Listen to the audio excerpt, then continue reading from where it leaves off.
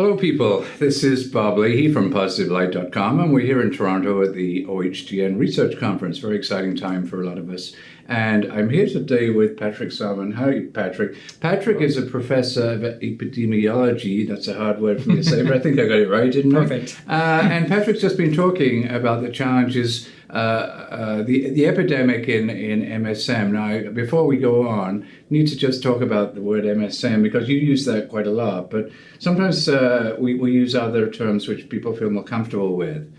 Sure, I think. What term would you use? I think we can go back and forth among MSM, men who have sex with men, is one term. Gay, bi men is another term. I think the whole point of the MSM term, where it came from, was a desire to be inclusive, and we recognize that there are men who have male partners who may be straight identified, for example. Right. And the reason that term came about was we don't want to say gay men should do this or that and have straight men who say, well, I have male sex partners, but I'm not gay, so I don't need to pay attention to that. So I think we can use whatever terms we like, but for me, the ground rule is that we need to be inclusive and recognize that there are men who have male partners who may be straight men having those partners. So we'll use those terms interchangeably. We'll try. One of the points you made, Patrick, was that gay and bi men make up a substantial portion of the people who are infected with HIV. I think you said 60% in the US, right? And similarly in Canada, we have quite high numbers too. But possibly as a population, we're underserviced in terms of interventions, in terms of research. I want to ask you why that is. Why do you think we are underserviced? So I think that is true, that as you said in the epidemic, it's about 60% of new infections occur in gay men. And I know in the US, only about 20% of the best evidence HIV prevention interventions serve gay bi men. So I think part of the reason for that is that in the research world, in the US at least, a lot of this research is investigator initiated. And so our National Institutes of Health fund the most meritorious things that come in. So one of the things I think it's important for us in the US and Canada is to really grow a new generation of researchers who have an interest in gay men's sexual health and who can write the best grants and who can compete for that. Also, in a lot of cases, prevention resources in the US come down to local planning processes where a group of citizens come together and decide where prevention resources go. And so it's important that that be tied very tightly to what the data are, to what the reality is, the information, as opposed to getting a room full of people representing different views and say, well, we need to divide this up equally among the groups that we represent. In fact, gay men are the most heavily impacted group in most epidemics in the US and most local epidemics, and I suspect in Canada. And it's important that the research and those services be aligned with that impact in our communities. Right, okay. Now, one of the things, we talked about how large the MSM epidemic was, and one of the things you rejected, I think, pretty quickly, was an explanation that it revolved around behaviors, gay men's behaviors. Do you want to talk about that a little bit? Yeah, I mean, I think in a way it's sort of an easy story and one that plays to people's biases to say gay men as a community are in this position because of promiscuous sex lives, for example. And I think in some cases that's motivated by homophobia. I think sometimes in our own communities, internalized homophobia leads us to a dialogue which is self-blaming. But the fact is that when you look at some of the models that I presented in the talk, is that even if you keep those patterns of behavior exactly the way they are, but you just change the risk of HIV infection that is associated with anal sex to equal the risk from vaginal sex, just that one change would mean 90% of about 80% of HIV infections in gay men would not happen. And so it's simply not fair and not right to say that the explanation for the impact in our communities is promiscuous behavior somehow. Right. It is biology. And so it's a little bit homophobic to go there, Ruth. I think it's homophobic in some cases. I think it appears to be an easy explanation for a problem that is a complicated problem. Okay. Now let's you gave us many interesting factors about what might be driving the epidemic, and I want to go through some of them and just get a quick appraisal of you from you. Sure. Of some. The first is biology. Tell me what that's about. So the biology of anal sex, whether it's between two men or a man and a woman, the biology of anal sex is that the risk of HIV being transmitted in an act of anal sex is 18 times greater than in an act of vaginal sex. That has to do with the rectal mucosa. That has to do with the fact that the virus likes to infect cells that can be found in that environment. But it's really important to say that whether it's between a man or a woman or two men, that anal sex carries a high biological risk of HIV transmission. Good. All right. Next one, sex role versatility. What's that one about? So role versatility really addresses the idea that one thing that is unique about male sexual relationships is that men aren't always tops or bottoms.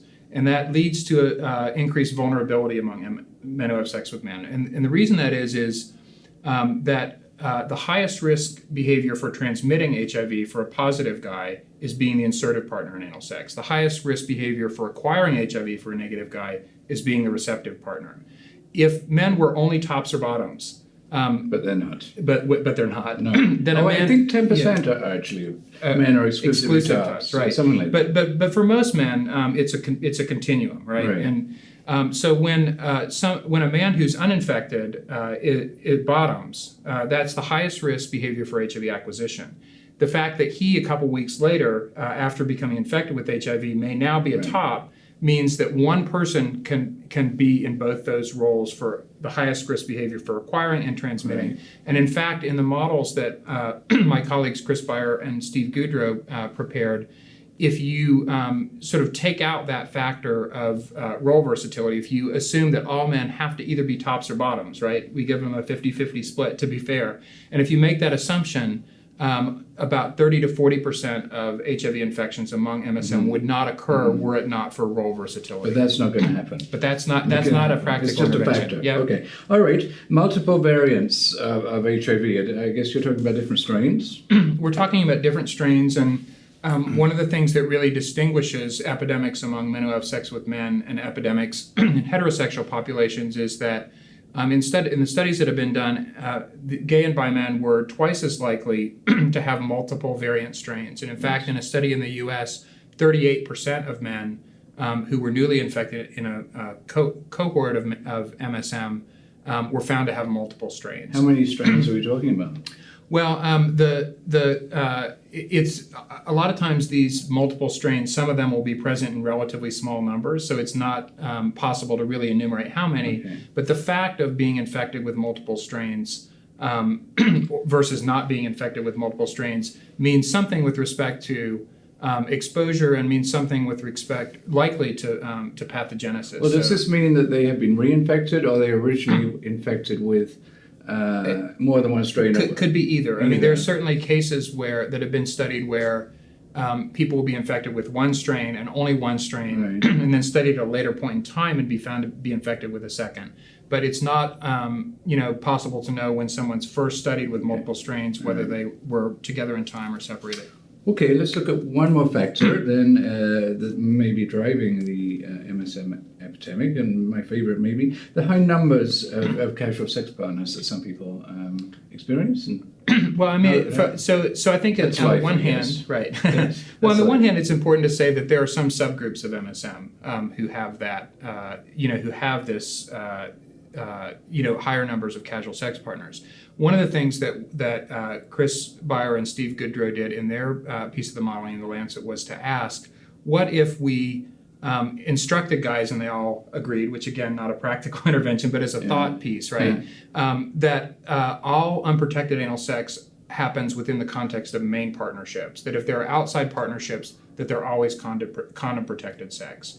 And if that were enforced and if that really happened, even that would only reduce about a third of transmissions among MSM. What that tells us is that just behavior change, even a lot of behavioral change, even impossible levels of behavioral change is not going to solve this epidemic. And again, I think it needs to take us away from a sort of caricature blaming place of, it's the promiscuity that's the issue. It's also important to say that there is another substantial community of gay men who have other kinds of agreements, with partners, and who have agreements towards monogamy that are kept. And so I think, it's also important to reflect that our communities are not monolithic. So that's also a bit of a stereotype, but probably not a driving factor. All right. So some of these solutions you've given us aren't necessarily real-world solutions. They are sort of modeling solutions, I think I'm getting. Okay. All right. Well, let's turn to solutions because you talked about one of the most interesting things Patrick talked about.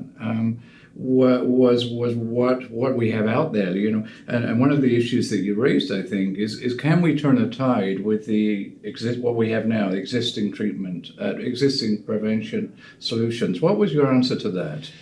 My answer was that in the next decade, we could prevent about a quarter of new HIV infections globally using the tools that we have today. That may or may not be sufficient to turn the tide, but I think we need to do two things. One is to develop smart packages of what we have today and field them and bring them to scale.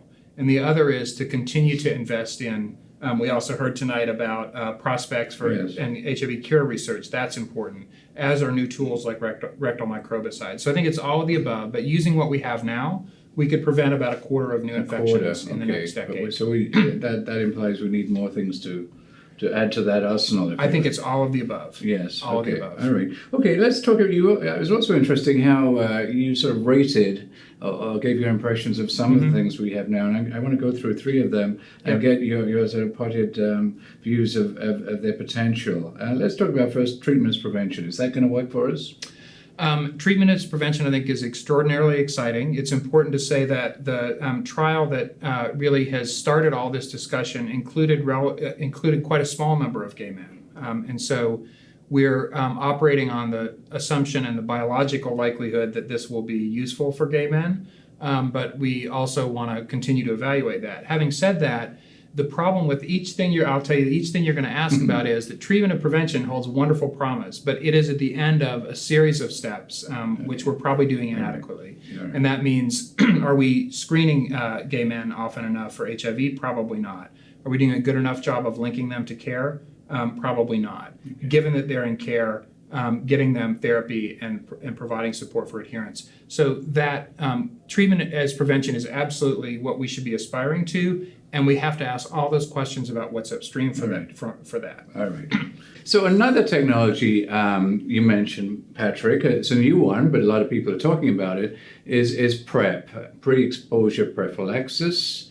Give me your rating for that one. So we estimated in our models that if we could get PrEP to 40% of HIV negative men who met the behavioral criteria, that would reduce new infections by about 20% in a 10-year period. Again, I think it's a big challenge in terms of reaching those guys. And then there's a lot that goes into ongoing monitoring. So it's going to take a big commitment, not just to buy drugs, but also for every 3-monthly STD and HIV monitoring. We have a lot to learn about why guys would or would not do this. All right. Good. Now, the third one I'm going to ask you about is certainly not new because it's condoms. Condom promotion, we've done it for years and years. What's the future of condom promotion in terms of really reducing new infections? Well, we better start by saying we're where we are today and not in a worse place because of the work that community-based organizations and health departments have done in distributing condoms. Condoms are effective, and condom distribution programs are the reason that we don't have a worse epidemic. So I think that will always be a piece. I think there are different strategies to try and increase condom use that have been developed and have been tried. And I think, like everything else we've talked about, it's a great piece, but it won't be a sufficient piece by itself. It should always be a piece, though. So all these things are going to have to work together, and possibly more. Yes. I think that's the message we're getting. Good. Yeah. All right, one more question. You talked too about challenges, because clearly this is not going to be an easy task to get new infections down to the levels we'd like to see. If you could focus on one challenge, I know there are many, what would be you see as the biggest challenge in this work? I think if I look globally and locally in the U.S. and maybe here, that the sort of homophobia and criminalization is the one piece that until that is fixed, these other avenues that we want to pursue in terms of prevention cannot work at scale. What I mean by that is that in a lot of countries, male sex is criminalized. In those environments, men are not going to come in, ask for condoms, ask for lube, ask for testing. They will not access services. in countries like some states in the US and like Canada, where knowing exposure is criminalized, that discourages people from HIV testing, and that discourages discussions of HIV status between people who are thinking about having sex. And so I'm very proud of the Obama administration in the US, which in the National AIDS Strategy explicitly called out these knowing exposure laws, this criminalization, as being contrary to the purposes of public health. And I think that's true. So homophobia, criminalizing male-male sex, criminalizing knowing exposure are all tremendous barriers to bringing the things that we know how to do to scale and to serving men who need it. Okay, that's good. Thank you, Patrick. But that's one of many challenges. One of many. You did acknowledge that too. Patrick, thank you so much for talking to us. Thank you for coming to Toronto and giving such an excellent presentation at the OHCN Research Conference. We really appreciate you talking to us. Thank you. Thank you, Bob. Thank you. Good. Thanks.